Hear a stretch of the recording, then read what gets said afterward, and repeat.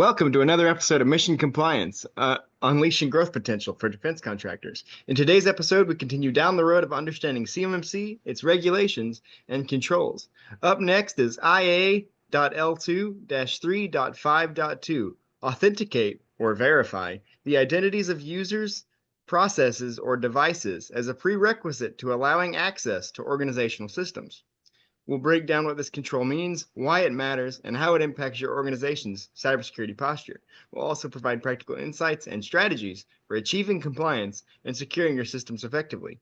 So whether you're a defense contractor aiming to win more contracts or simply someone interested in bolstering your cybersecurity knowledge, you're in the right place.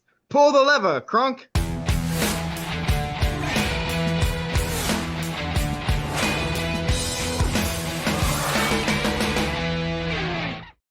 We're joined once again today by Mike Frieder, President of On-Call Compliance Solutions and a CMMC Professional Assessor. How are you doing, Mike? I am doing awesome. It's great to be here, Roman. So, Mike, this week we're talking about the importance of authenticating the identity of users and processes. So let's jump right in because this one seems pretty on the nose and pretty vitally important. So why is this control important? Well, I'll tell you, it's interesting because 352 brings together a lot of controls and makes demands on what an organization has to do before allowing access to its information systems. So the authenticate or verify the identities of users, processes, or devices as a prerequisite to allowing access to organizational systems. Now, I have to tell you, it sounds a whole lot like 3.1.1. As a matter of fact, actually, I'm going to do a little scroll action here, and if hopefully I won't lose my place. I'm on page 26. But let's read 3.1.1 for just a second, because 3.1.1 says limit system access to authorized users, processes acting on behalf of authorized users, and devices. So again, we have this thing, the users, the processes, and the devices. All three of those things must be limited in access. That's 3.1.1. Now we're saying it must be a prerequisite in order to access. So that's an interesting thought in my head because, boy, they sure do sound very, very similar. And so when we look at what it is that 3.1.1 is asking for, the first thing is we have to understand 3.1.1 is a CMMC level 1 control. And I believe 3.5.2, let's verify this. I think it is a level 2 control. So I'm going to scroll back over here. I get to page 26. But here we go.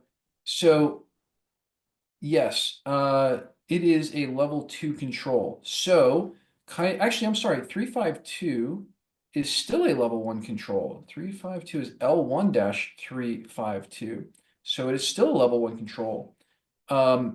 We are authenticating or verifying the identities. We're on 3.5.2, right? Yeah. Okay, yeah. So we are authenticating or verifying the identities of users. So first it was you must have something that limits the access to the system.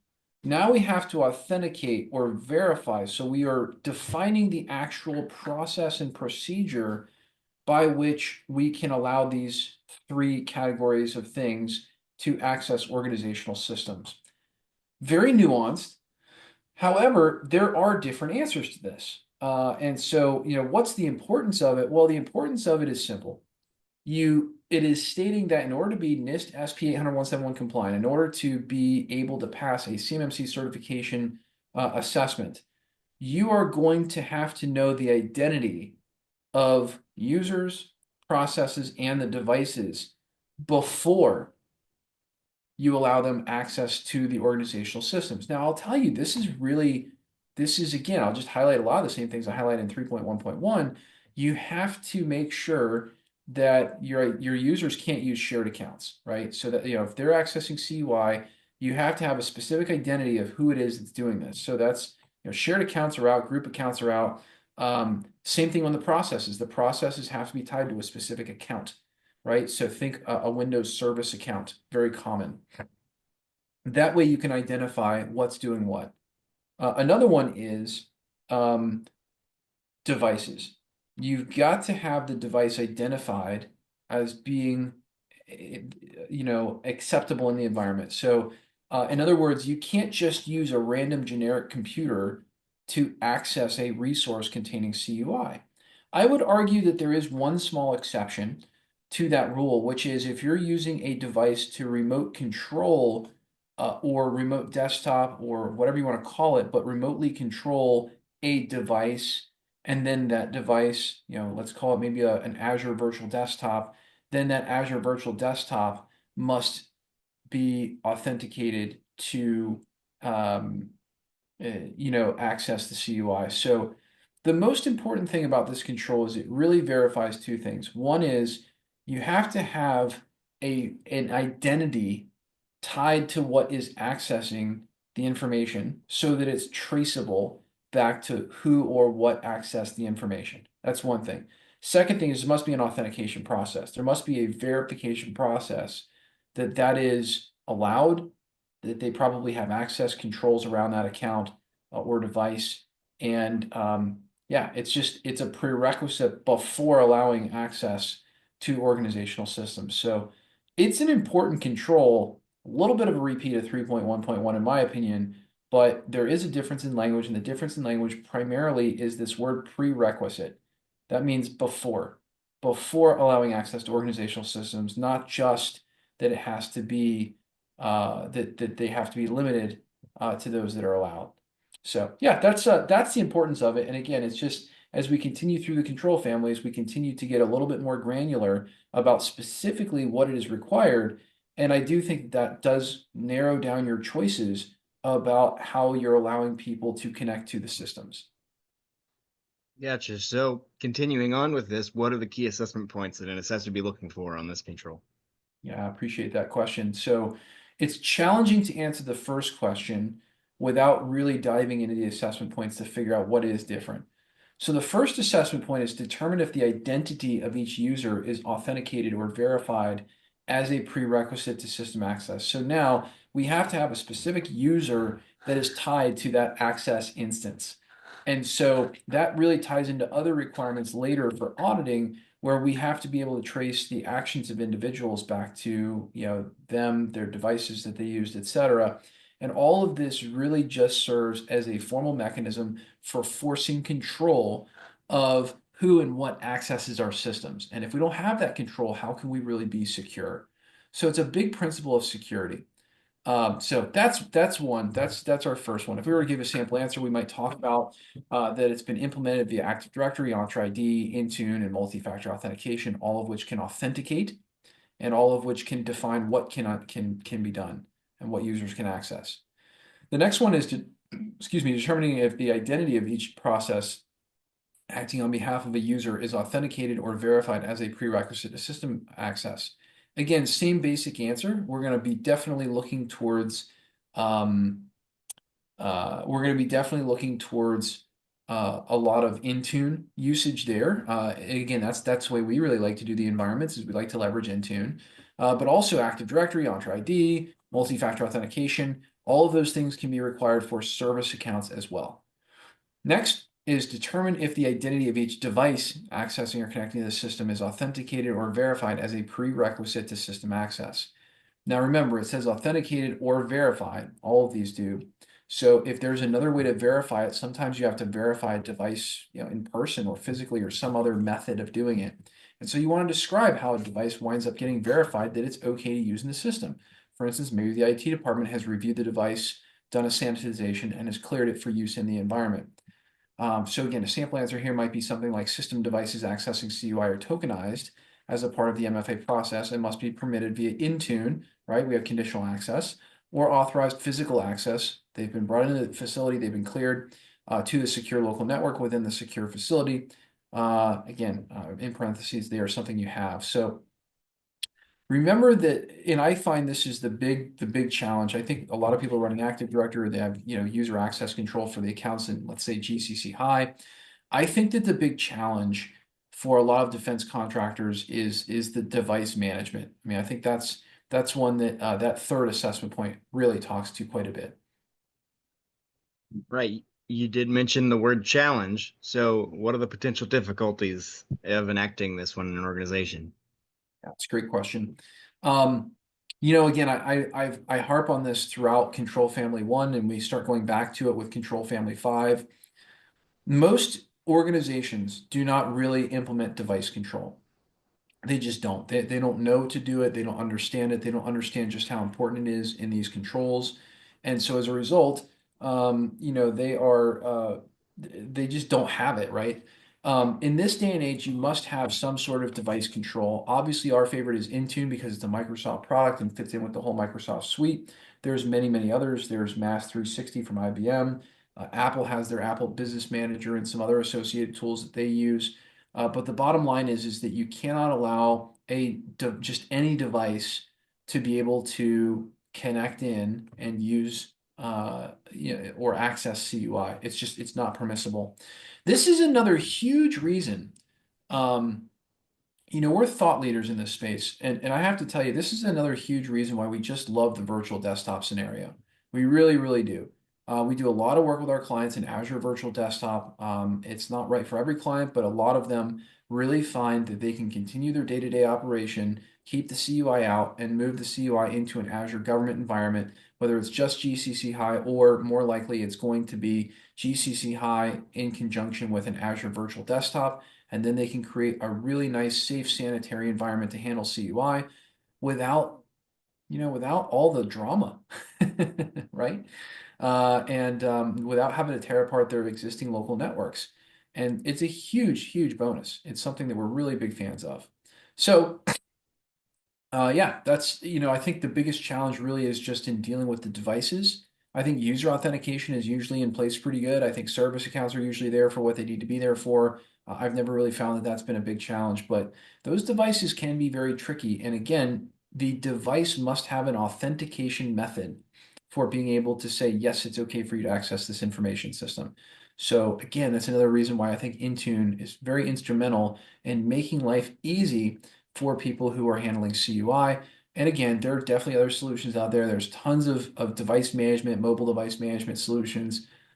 We just refer to it as a device management because we enroll the desktops too, right? We enroll all of the devices. That way, we have total control over all devices. Very important. All right, y'all, you know the drill at this point. We ask our three main questions, and then we like to get a bit funny, a little bit silly at the end, with a silly question to break up some of the dryness that can come with this compliance stuff. And I gotta say, I like this one because we've talked on this podcast before about my love of the Mission Impossible movie franchise, and so this question kind of ties in with that while also relating to this control. This control talks about verifying the identity of users. And something we see a lot in the Mission Impossible franchises is them using masks and voice changers to assume the identity of somebody else. So, should you implement facial or retinal scans to be able to gain access to your system within your organization? That is a good question. It's a possibility. I'll tell you that. For a lot of clients, we are implementing Windows Hello for Business. Important to note that Windows Hello for Business is different than your average consumer grade Windows Hello. There is some custom configuration required, so we got to be careful on that. But the yeah the I think it's a possibility. I got to tell you, organizations are very, very interesting. Um, do I see a lot of biometrics being used? The actual answer is no, I don't. I don't see biometrics being used a ton. We're big, big fans of solutions like Duo and Gatekeeper for the local network. That allows for MFA to be used on the local network. If you're not familiar with the solutions, Gatekeeper uses an RFID token, a physical thing you have to keep the computer, working and doing what it's supposed to be able to do. Otherwise, it locks the machine if it's not present. Duo, same kind of thing. It's app controlled. Okta is another one. But the biometrics are just not as popular. Now, I'll tell you, we've set up biometrics for folks. We've set it up with both fingerprint reader and with facial scan via the Windows Hello. The one challenge that you have is, let's say that you're using Windows Hello for Business, it will prompt you for your face, but then it's also going to require you enter a PIN because you still have to have multiple factors of authentication. So it can't just be that you have the facial awareness. So that is a challenge. It's definitely something to be aware of. But do I think it will become commonplace? I think that's a social acceptance issue, if you ask me. I have this very famous story from on-calls history where 20 years ago we tried to push voice over IP telephones, and voice over IP telephones were just not the standard at that moment. We saw it. We saw how great they would be. We were big fans of them. And we just loved the flexibility. We could be our own phone carrier at that time. And so we pushed it. We spent several $100,000 pushing it. But the reality is the market wasn't ready for it. The market wasn't ready to give up the copper lines and the 100% reliability in a world where their internet wasn't very stable. I will tell you that more and more humans are going to get used to the idea that they are going to have biometric scanning as a part of their day-to-day life. Recently, in the last year, when I go to an airport, anytime I go to the airport, they are now taking a picture of me at the security desk. They know my face. They're taking pictures of it. So forget a biometric scan. I mean, they're taking a picture of my whole face, and that somehow is able to be identified with my identity. And I'm sure they have a giant database. So I don't think it will be much longer before employees get comfortable with the idea of having their biometric data stored by their employer. And I think when that happens, they will realize an easier way of logging in, which is walk up to the machine, put your fingerprint in, enter your PIN to verify it's you, and move on. I do think it's more efficient. I do think it's more effective. And I think that if biometrics aren't one of the two factors of authentication, it can absolutely be more secure than the old password and MFA token. There have been instances where the MFA token has been live stolen with enough time to be able to use those tokens. Again, Okta is very famous for having a big nasty break-in where their MFA was essentially they had a master token that was stolen and was able to bypass virtually any MFA attempt by an Okta user. So again, I don't have details on that exactly. It's been a long time since I saw that article, but it was to me very fascinating. I think biometrics are just harder to replicate. So with that in mind, do I see it a lot now? I'll be honest, I don't see it as much as I thought I would, but I also think it's coming. I think that within the next 5 years, we will just ultimately get used to the idea that that's normal. I do know that at least a while back, a couple of evolutions ago, Apple and iPhone introduced facial recognition that you would just look into the camera and it would unlock your phone. That's right. And I know that both Apple and Android have utilized fingerprint recognition. I actually use it on my phone and I like it a lot. But I do know that if I, had to have my face or my retina scanned to access my computer, it would make me feel pretty cool. It would make me feel like a spy, which as a kid I grew up playing spy as often as I could. So That's awesome. Yeah, I'll tell you, it's, to me, the start of it is there's so many hacks and attacks, right? Your information's out there on the internet and you're kind of over it, right? Like nobody's information's really safe because there's so many large data breaches. So I think that kind of softens people up for the idea that it's not such a big deal because look, my information's out there anyway. And then I do kind of, you look at like shows like Star Trek and Terminator and stuff like that, and they all have these bio authentication things. And so the movies are swaying us in that direction. And, these companies out there, they need better ways to authenticate people. There's a big push from Microsoft to eliminate passwords. Passwords stink. Having to memorize 50 passwords is really annoying. It would be yeah, much easier if my password could just be something super complex but stored as a string and it was all recallable by my fingerprint. I do think that would be easier. And in fact, actually, in Windows 11, there's a really good password manager. I use it all the time, but interestingly, there's options for tying that to a password to insert your password. Kind of seems kind of funny. Kind of a universal skeleton key password. a And then master password to get to all your passwords, but then what happens if you forget the master password? that's right. Yeah, don't I've forget done that. your password. Mm. Well, and it's like don't forget your fingerprint. Well, you can't forget your fingerprint. So I'm a huge fan of it. As a matter of fact, actually taking it one step further, I'll tell you that I've spoken with a lot of people in manufacturing. And I love my manufacturing folks. They've got shop floor workers who are incredibly talented, But man, try to ask them to bring a key fob to work every day, and it's like not happening. Half the workforce is showing up an hour late because they had to turn around, go back home, and get their fob. And it's a big complaint. And some of those folks have kind of pushed the idea of a biometric or a fingerprint as opposed to, the fob because it's so problematic and kills productivity so much. So I don't know, Roman. I don't think we're that far away. I think the future is upon us. And certainly, I'll tell you, you can get a USB thumbprint reader for like $10 now. I mean, it's really inexpensive. The amount of times that I have had to reset a password because I forgot a password is I've lost count. But also, you mentioned that movies are making biometrics look more commonplace. It's because in the movies it looks cool. Like That's right. it looks cool to put your thumb on a thing and get access, or put your eye up to a little scanner and get access. So like, hey, that not only seems pretty efficient, but pretty cool looking. Uh, but anyway, that wraps up another great episode of Mission Compliance. We hope our discussion today has provided you with valuable insights, practical strategies, and inspiration to navigate the ever evolving world of defense. We'd like to thank Mike for joining us and talking about the ever important topic of authenticating the identity of your users. Thanks, Mike.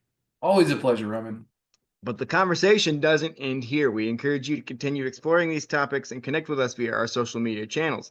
Share your thoughts, ask questions, and engage with fellow listeners using the hashtag Mission Compliance Podcast. If they haven't already, what should they do, Mike? Well, they should definitely like, comment, and subscribe so that they can get the latest information right off this podcast. We love putting it out here for you guys. And definitely tell a friend about it because you know what? We're putting out some really awesome information through these podcasts and certainly bring you the latest from the controls, from the cyber AB, and everything else when it comes to information security and the defense world. We'd also really appreciate it if you could take a moment to rate and review the show. Your feedback helps us to continue to bring you thought-provoking episodes and high-quality content. Join us next time as we delve further into the dynamic world of defense, security, and industry innovation. Until then, take care, stay informed, and make compliance your mission. See you next time. Thanks, everybody.